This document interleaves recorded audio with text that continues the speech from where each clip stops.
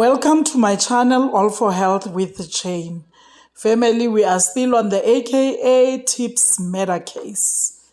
In case you'd like to know why is Mfundo Gcaba not yet arrested, even after he has deposited the 800,000 into Gwabeni's bank account, the 800,000 that was distributed among the 6 accused in this AKA and Tibz murder case. If you want to know what is the reason why he is not yet arrested, this video is yours.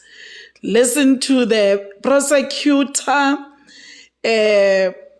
Advocate Gcaba, as he is giving his reasons and arguments why they didn't arrest Mfundo Gcaba yet, or Mfundo Gcaba yet.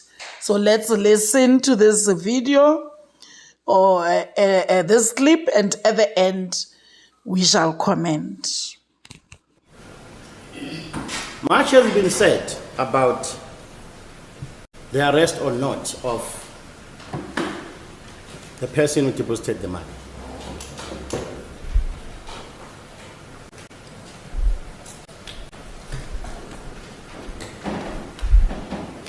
Let me perhaps ask in this fashion. In a chain of participants,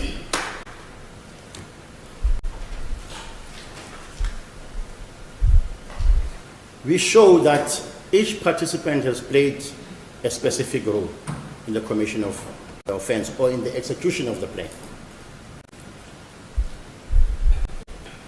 And that evidence shows the criminal liability of that participant. Once more, we said, if those that are in Swaziland are not extradited back to South Africa at the time when the matter is to be set on the road for trial, it doesn't mean we cannot proceed with it. Because there is evidence against those that are arrested. It will supplement rather than weaken the state's case if others are arrested. Now, but if you allege that X paid the money for this specific purpose, why not arresting X? Don't wait. Deal with what you have now before you. Don't shoot blanks on the spectators for now. Deal with what you have in front of you. But submissions are made.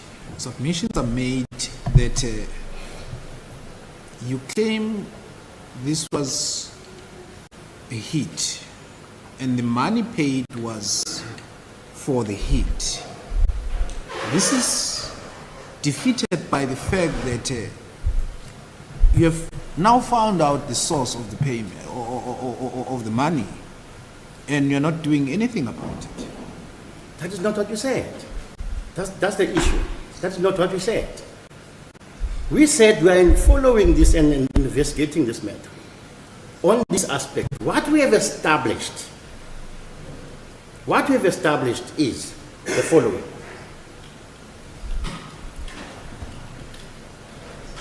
As it is even indicated by the applicants themselves in this court, Your Worship. In their founding affidavits, they are saying, this is the kind of work that we are doing. None of them said we work for applicant number 4 in their founding affidavit.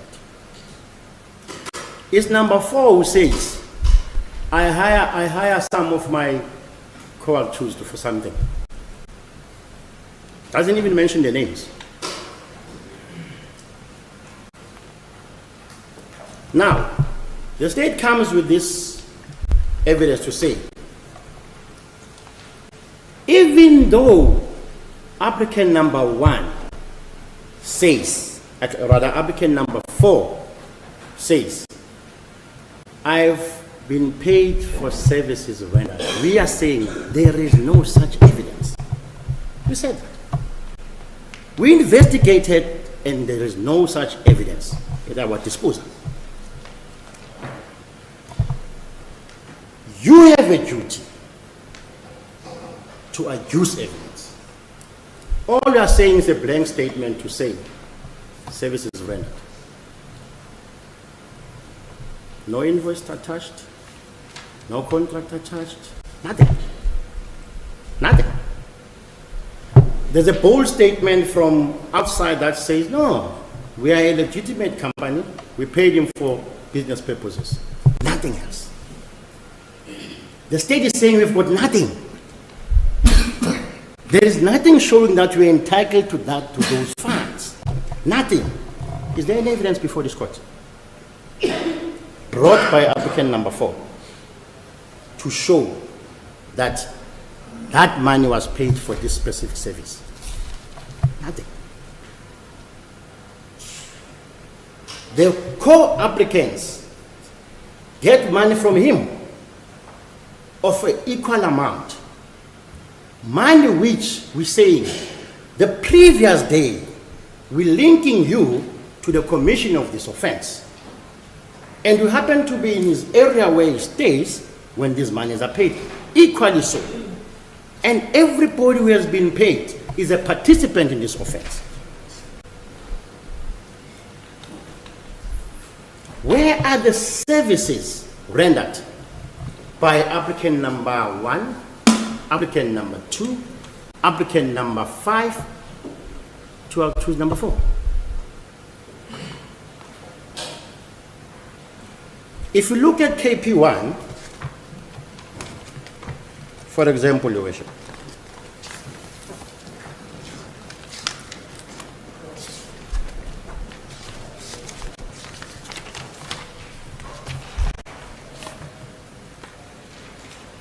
one time I have it, the other time it's missing.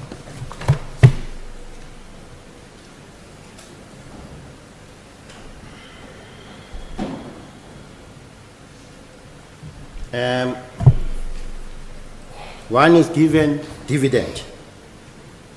One is other given wedding things, taxi loan, car repairs, dividends, buying cows. If it's a legitimate business, there Mr. Kwabin says on the last money he pays to the school fees. And indeed, it was paid to St. Benedict's, where his child is attending school fees. Now, where is the evidence to show that they have got shares in Gwab's mining to be entitled to a dividend?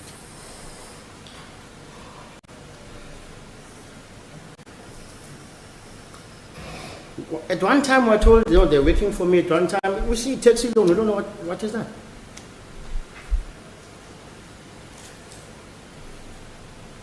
Now, and the manner in which this money is distributed, and bearing in mind, Your Worship, that it is paid to people who are linked to this offense the previous day.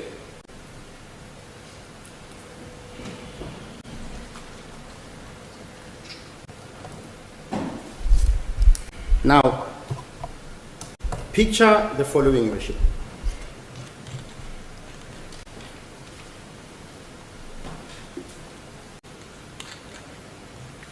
I am charged to coordinate the hit. That is my role. What I will do, I will source the people that are supposed to carry the offense.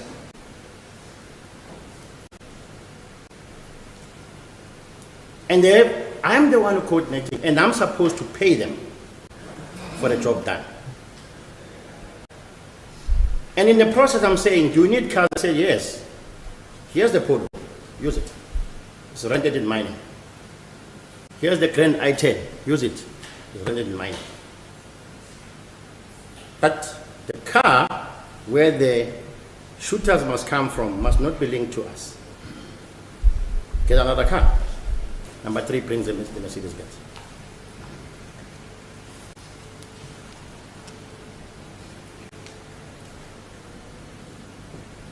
I need not have any interest in the reasons why the person must be killed. If I'm paid, it's okay. I'm the coordinator. Now, if the evidence shows that this is what you did, is the absence of the person who asked me to coordinate weakens my case, I beg to differ. Prima facie before you is the fact that this is what he did. And we are saying to you, not only did he coordinate, he was present. One would say, Stage is talking about cellular phone triangulation and all of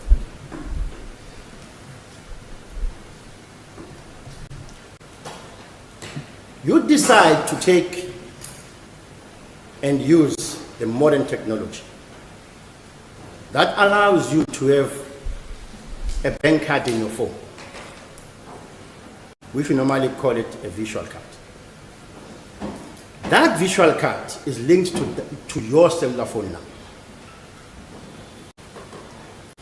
My kids, my uncle, my father might have visual cards to the bank account that I'm owing. But those visual cards are linked to their cell phone numbers. Now, here is someone who's tapping at the parking lot and pays with a visual card that is linked to his cell phone. And he's not disputing that I was at the airport. He's not. Right at the beginning, when the deceased leaves the airport to go to the hotel, close to midnight after the shooting, the guns are being brought back to where they are supposed to be kept. Here's the Polo at the garage. It's not his Polo, it's hired. The tracker of the Polo says that. Boom, taps again with the same visual.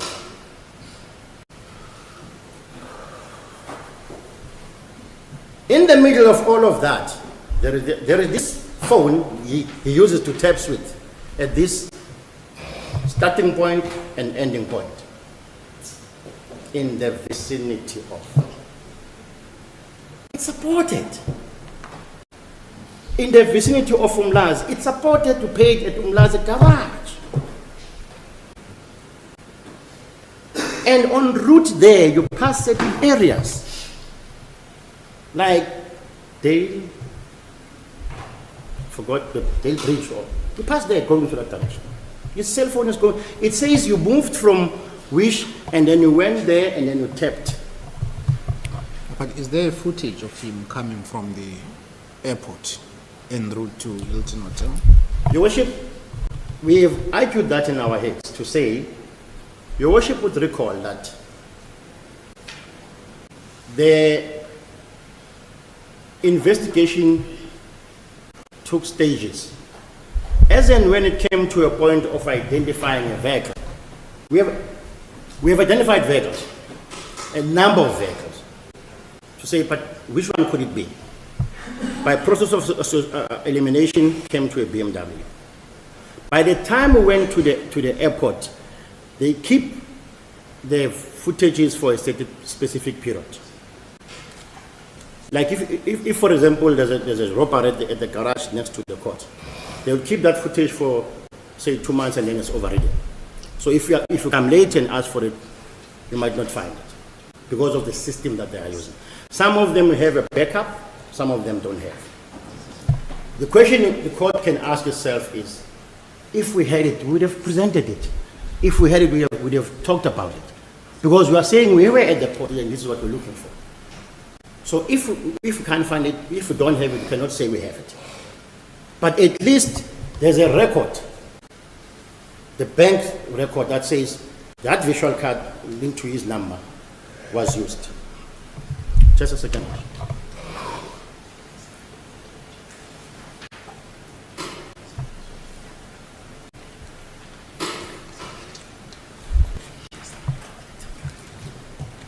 So, the closest we can get to the airport, fortunately, is the toll.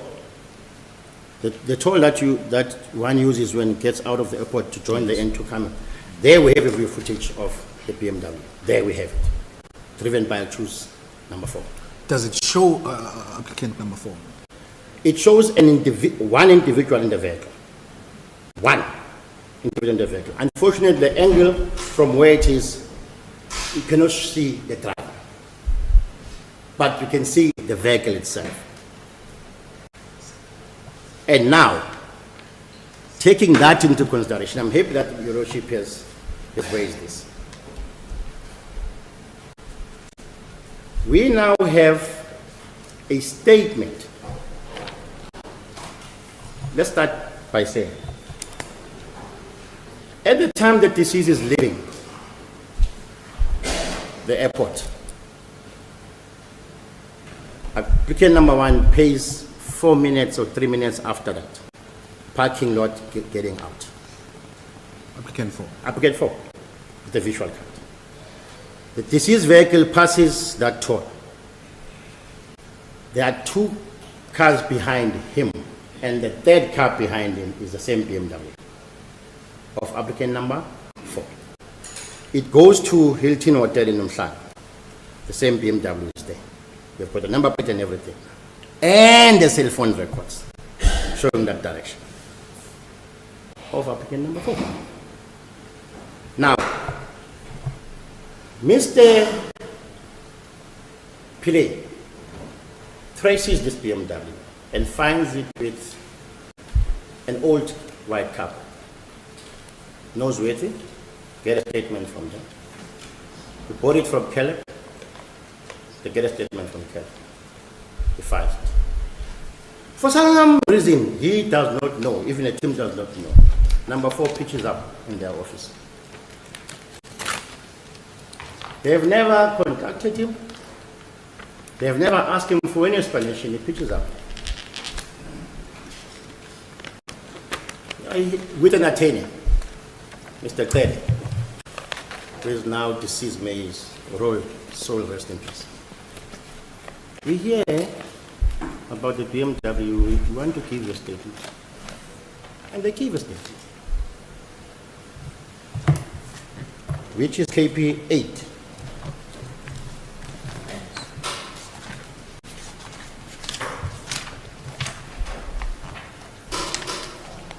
No, not KP8, my apologies. Which is modeling. KP8 is modeling. KP 4.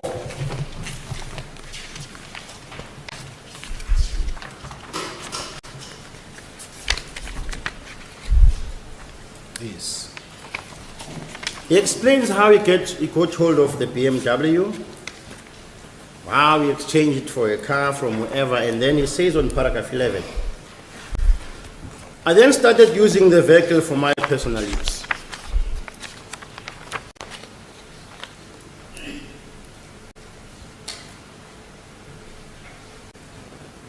And then only in May that he took it back to Kenya.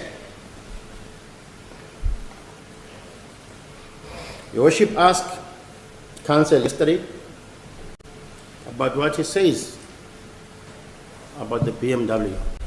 Whether he was driving it on the day or not. It was his personal. This is the only car he had at the time, if you're looking at the statement. Because he has exchanged the Volvo that has now been broken and all of that and took possession of this vehicle. If one understands this statement. Now the BMW happens to pass the toll, and you cannot pass that toll from the N2 coming from Mpangen. You only pass that toll if you're coming out of the airport. That's how it's situated. And the timing of the payment of the parking and the passing of the e-toll explains that it was driving following the deceased vehicle.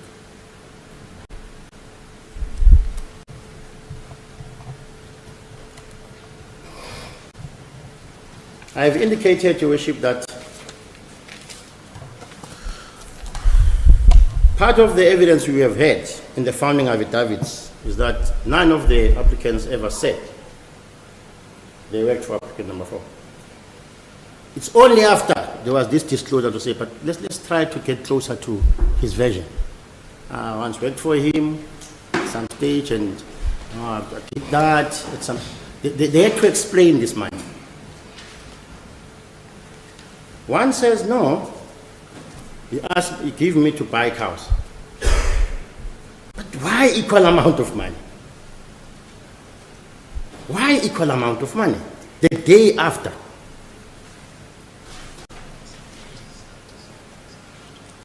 Coincidence? Not in this nature. Not in this nature. Because, let me argue it in this fashion. Well, that's what is stated in the papers. I think it refers to Lindani, applicant number 2. Payment to Lindani was a coincidence. Somewhere in applicant number 4's papers, it's so stated. But I'm not sure whether it's reply or it's a founding affidavit. But yes, I remember seeing that. It appears that coincidentally, he's been owing all of them for different roles that they have played in his life, as being his employees for whatever different roles that they worked for him. And now, if I work as a driver, and the other one works as a security, and the other one works as a mechanic, equal amounts of money. I'm owing you all equal amounts of money. Doesn't make sense. And strange enough, we are given an impression from the affidavit that this man is making money from mining. So I was saying all the applicants, inclusive of those that in Swaziland, were patient enough to wait for their money at the same time, or look at it at the same time, because we are told he's been owing them for months. All of them have been patient, consistently in the same manner, to get it only on the 11th. Doesn't make sense at all. Vis-a-vis what the state is alleging.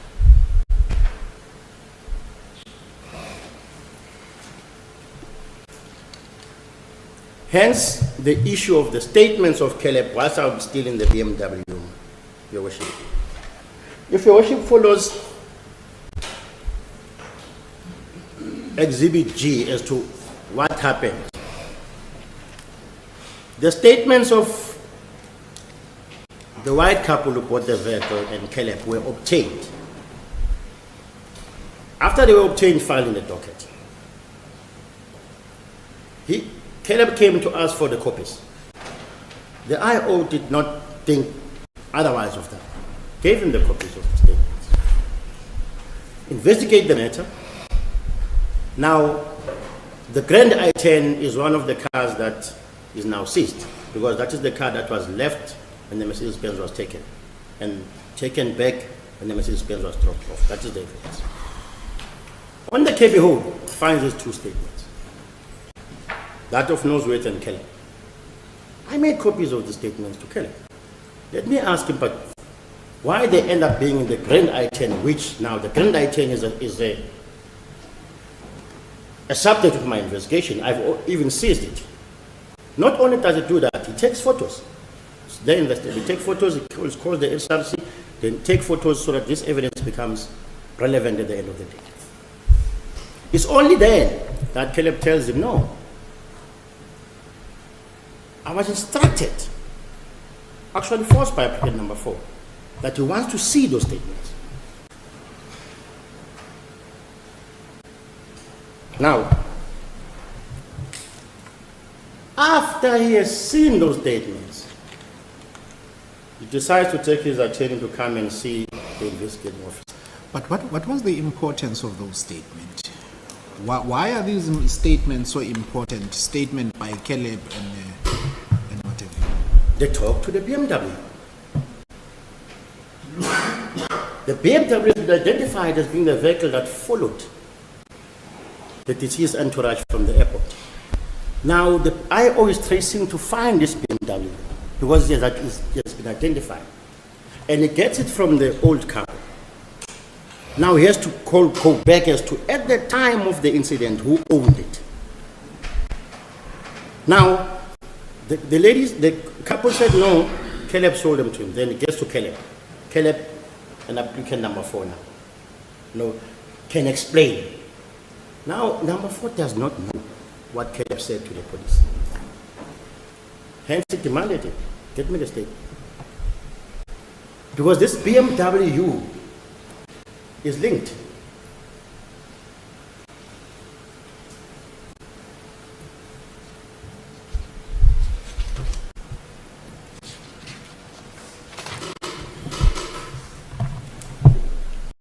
I don't know if that is not interference, what can you call it, with the investigations, even when we are not even arrested.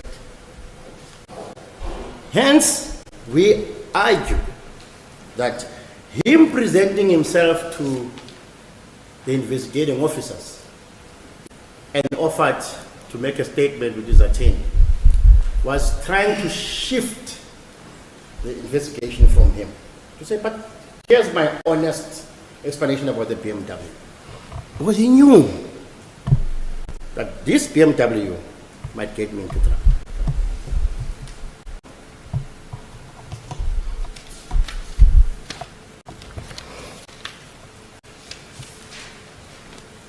Your Worship,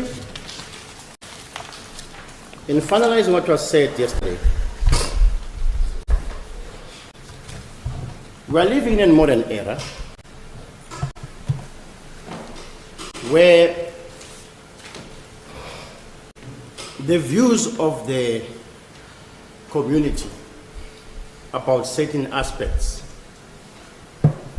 should not be expected to be given in the manner that we knew before. I will make an example. Before the dawn of social media, people will come and go to outside courts about certain things. No, that person must not get bail and all of that. They will do that to express their opinions about a certain aspect. But community feels that I can show this in another way than to go to court and jump up and down. Let me put my views out there in the social media so people must know.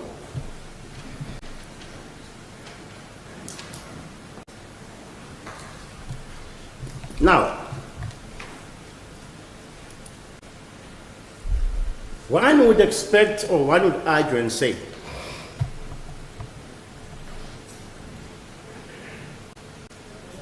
the presence on, let's take the old era. People are chanting outside, making a whole lot of noise. The court is sitting. No evidence is there in court to say there are people outside, but the court can hear the noise. The court adjourns. The court walks out of the building and see the placards. No one comes to court and show the placards in court.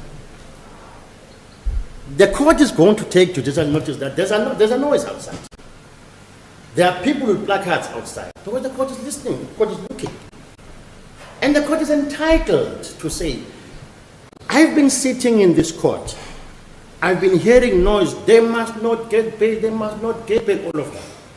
I walked out. I saw the placards. I took judicial notice of that. It does not have to be brought to court for the court to take judicial notice of that. Now look at the social media. Same thing. It's just that it's in another platform than the physical one that we are used to. You can take judicial notice of what the people are saying out there. There's nothing stopping you from doing that. There's an outcry from the day this offense was committed, both locally and internationally. And the community is looking at this court to say, at the end of the day, can we have public confidence in this court to say those that have alleged to commit these kind of offenses can easily be granted bail? We have to accept that we must move with times. People see no need to come with gumboots and stand outside court and make a noise. They pick up their phones and talk and express their feelings and share their feelings.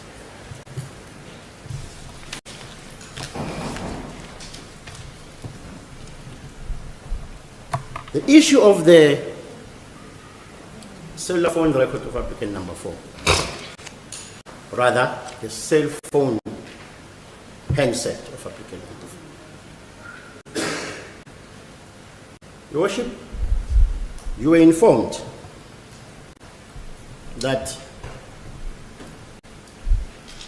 a request was made to those representing applicant number 4 that he assist the police in the investigation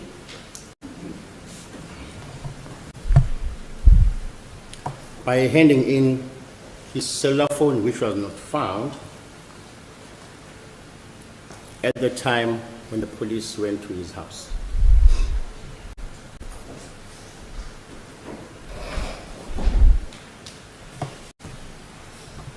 Now, there's an allegation that the same police that are looking for the cell phone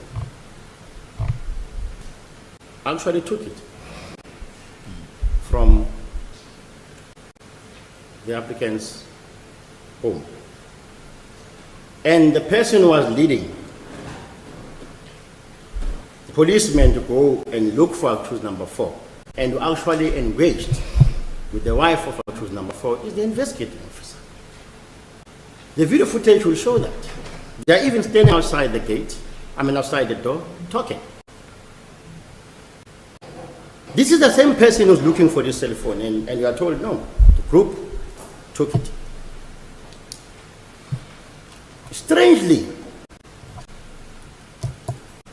after all this, there was a case opened with IPIT, and a list of papers, or a list of items allegedly stolen by the police is there, and no cellular phone indicated as part of the things that have been stolen in the house.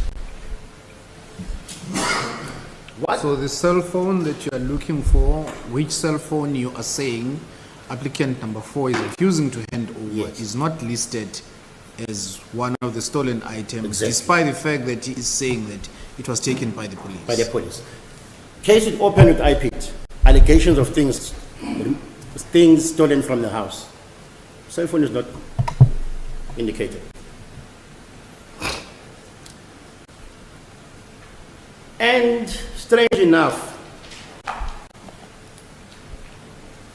after the refusal, we had to again apply further for Section 205 to get the cell phone records of the applicant. 4. The phone, according to the records, is still active as we speak. And strange enough, it remained active, according to the records, at the area. Let me put it this way. Prior to the police arriving, there's a tower which this cell phone connects with when the accused is at his home. The cell phone record will show this is the time. The police came and left everybody in the house. After they left, during the course of that day, the whole day, is still connecting to the tower that it connects to when he's home. To show that the police did not take it. The cell phone record is there. Unfortunately, we got it after we have closed our case because we are following this cell phone record, cell phone. Now, where is the cell phone?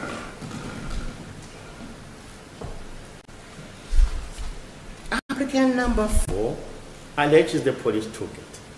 We went to an extent of getting the cell phone records. The phone is active as of today. Is that not interference?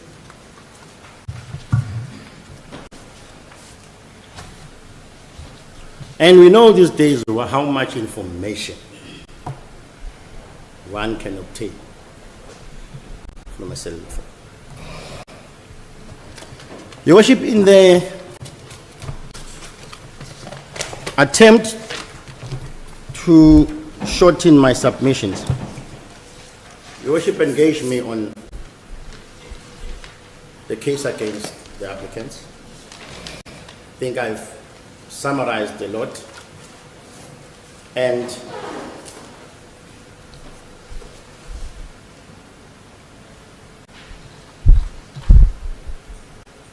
the bit of our evidence is circumstantial and the other got direct evidence. But the combination of the two is so powerful that there's no way that your Worship can say, at the face of it, there's a strong case against the 5 applicants. Forgot just one thing about applicant number 2, Your Worship. On the interference. Somewhere in the state's affidavit is indicated about the instructions he gave when the firearms were returned back to destroy the evidence. Something is mentioned there about destroy this evidence. Yes. That is now instruction from number 2. Yes. And if you take that to the next month in period 53, where the IO says when it got to the scene where the Mercedes-Benz was armed, there was Coca-Cola spread all over it, as well as there was an attempt to set it alight. There was matchsticks and all of that. That evidence links as well, that case links as well to number 2, present before you, and the others. Now, if you follow what was uttered by accused number 2 in February, and what transpired when the Mercedes-Benz was abandoned. Further, stated in the affidavit that there's a voice note that was found in the cell phone about tracing who is informing the police. Somewhere in one of the paragraphs, he's trying to get the names of the people that are informing the police about them. Is there in the these are all conducts, Your Worship, indicative of the likelihood of interference. Fortunately enough, Your Worship, the investigating officer in his affidavit dealt with each applicant, with each leg. All I can submit is Section 64